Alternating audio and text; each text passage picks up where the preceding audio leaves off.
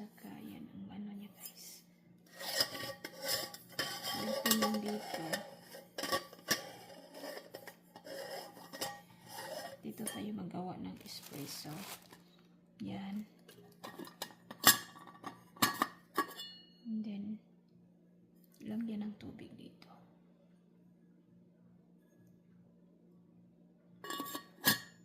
Diba? Ganda ito dito ang coffee. Pwede na.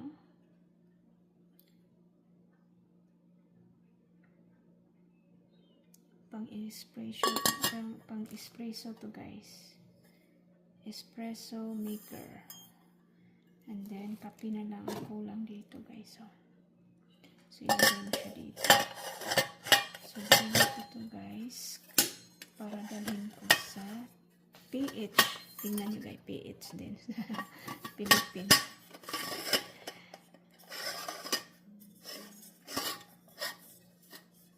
Yan. And then,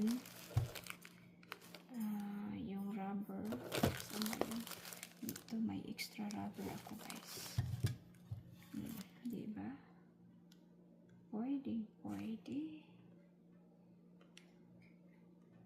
Okay guys. Yan guys. Thank you for watching from Lisa's Kitchen.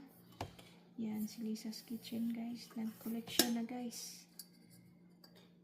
Mahilig talaga si Lisa's Kitchen. Mamili para sa kusina. Oh shoot. I should not do food testing. Thank you for watching. Bye-bye.